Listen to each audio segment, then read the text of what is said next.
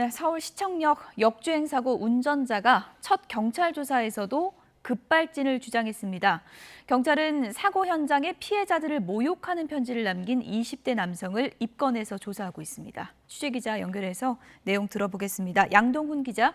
네, 양동훈입니다. 네, 운전자가 병원 방문 조사에서도 계속해서 급발진을 주장했다고요?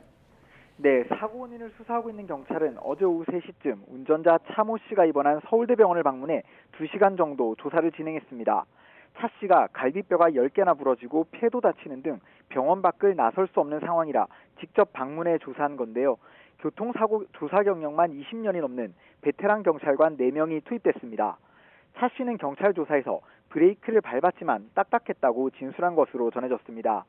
차 씨 부인이 이전 조사에서 말한 것처럼 차량 결함으로 급발진이 발생했다는 취지였습니다. 경찰은 차 씨의 건강 상태를 고려해 상세한 사고 상황을 하나하나 캐묻기보다는 일단 진술을 듣는 데 집중한 것으로 알려졌는데요. 앞으로 차 씨에 대한 조사를 두세 차례 더 이어가며 구체적인 혐의를 특정할 예정입니다. 또 경찰은 사고 현장에 피해자들을 모욕하는 내용의 편지를 남기고 간 작성자를 추적해 왔는데요. 어제 20대 남성이 자수 의사를 밝히면서 사자 명예훼손 혐의로 입건한 뒤 조사를 벌였습니다. 경찰은 온라인상에 퍼지고 있는 악의적인 게시물 가운데 수위가 높은 3건에 대해서도 입건 전 조사에 착수했습니다. 네, 음주 여부도 초반에 관심이었는데 음주 측정이 사고 1시간 반 이후에야 이루어졌다고요? 네, 사고 당시 경찰은 현장에서 음주 측정을 한 결과 알코올이 감지되지 않았다고 밝혔었는데요.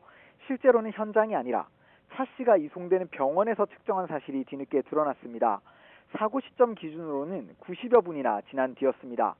경찰은 차 씨가 갈비뼈가 여러 개 부러져 고통을 호소하는 상황에서 곧장 음주 측정을 하기가 어려웠다고 해명했는데요. 이후 체열 검사에서도 알코올은 측정되지 않았다고 설명했습니다. 다만 차 씨가 사고 이후 지인에게 전화해 급발진을 주장한 것으로 알려져 음주 측정이 불가능한 상황이었는지 논란이 일고 있습니다. 경찰은 그제 브리핑 중에 현장에서 스키드 마크가 발견됐다고 말했다가 뒤늦게 정정하기도 했는데요. 정확한 정보를 전달해 시민 혼란을 막아야 하는 경찰이 오히려 혼란을 키우는 게 아니냐는 지적은 피하기 어려워 보입니다. 지금까지 사회부에서 전해드렸습니다.